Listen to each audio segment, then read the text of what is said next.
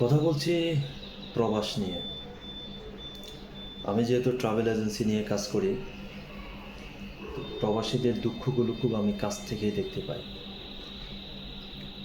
তাদের হাজারো সুখের মাঝে দুঃখগুলো কিন্তু লুকিয়ে থাকে। সেটা অন্য কেউ বুঝতে পারবে না, কারণ ওরা ওই সেক্টর বা ওই ডিপার্টমেন্ট নিয়ে কাজ করে না বিধায় ওরা ওরা সেটা সহজে অনুধাবন করতে পারে না। বাট সেটা আমি পারি। আমার দীর্ঘ 10 বছরের এই পদযাত্রায় আমি হাজারো মানুষের প্রবাস জীবনের সুখ দুঃখগুলো আমি খুব কাছ থেকে দেখে এসেছি এবং শুনি। আমি যে প্রসেসিংগুলো কাজ করি বা যারা বিদেশে যায়, আমি তাদেরকে সবসময় একটা পরামর্শ দিই, সেটা হলো আপনি যাওয়ার আগে একটা ব্যাংক অ্যাকাউন্ট করে নিন। জানেন, যখন একটা ছেলে বিদেশে যায়, প্রথম মাসে যখন সে 50,000 টাকা একটা স্যালারি পায়, কিংবা তার চেয়েও বেশি কিংবা তার চেয়ে কম, এই টাকা উপার্জনটা তার জীবনের প্রথম উপার্জন, যার কারণে তার কাছে অনেক কিছু মনে হয়। সে কি করে? বন্ধু বান্ধব, ভাই, পাড়া প্রতিবেশী কিংবা ফ্যামিলি সব টাকা উজাড় করে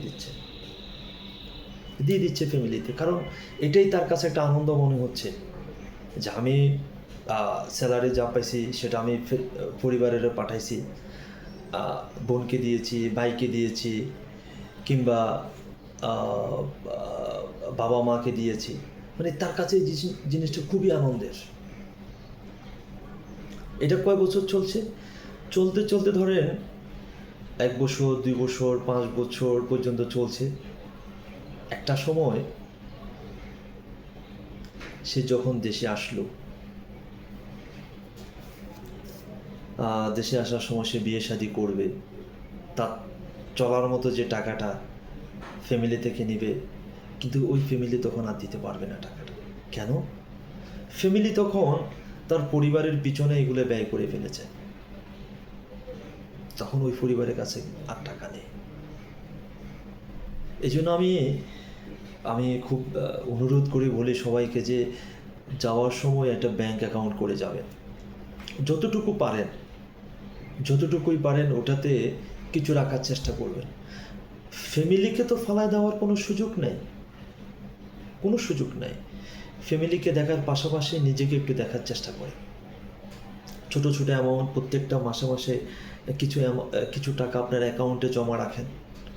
এই ছোট ছোট অ্যামাউন্টগুলো একটা সময় অনেক বড় হয়ে দাঁড়াবে। এগুলো আপনার বেঁচে থাকার জন্য ভরসা হয়ে দাঁড়াবে টাকাগুলো। জীবনের সত্য ঘটনাটাই বলছি।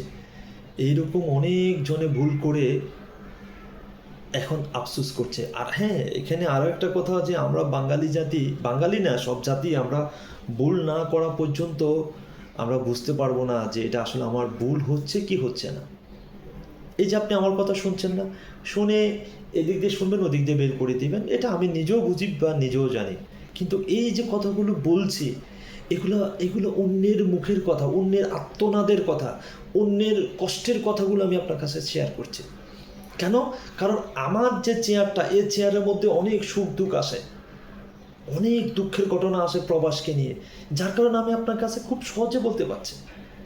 যদি ছোট্ট একটা উদাহরণ দেয়, একটা ছেলে সে নতুন যাচ্ছে, আমি তাকে খুব করে বলছি আপনি একটা অ্যাকাউন্ট করেন, যেভাবে হোক করে যান। তাকে আমি আই ব্যাংকিংটা শিখিয়ে দিলাম, কিভাবে আই ব্যাংকিংটা করতে হয়, কিভাবে টাকা আপনি এখানে ডিপোজিট করবেন, আবার কাউকে যদি টাকা পাঠাতে হয় কিভাবে টাকা ট্রান্সফার করবেন, ইচ অ্যান্ড এভরিথিং আমি তাকে যখন এই বিষয়গুলো ট্রেন আপ করলাম, সে বিদেশে গিয়ে সে আমাকে একটা থ্যাঙ্কস মেসেজ পাঠালো, ভাই অসংখ্য ধন্যবাদ আপনাকে, যে আপনার এই পরামর্শটা আমার খুব কাজে লাগছে।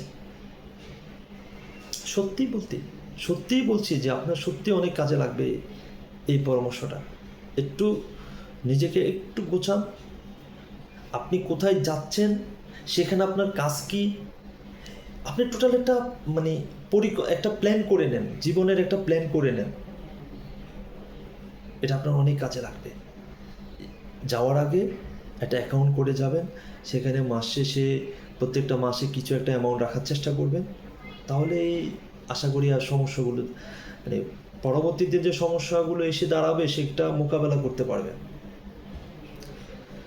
ধন্যবাদ এই প্রবাস পরামর্শ শোনার জন্য। পরবর্তীতে আমরা আরও কিছু আপডেট ভিডিও নিয়ে আসবো ইনশাল্লাহ। আল্লাহ হাফেজ, সালাম আলাইকুম।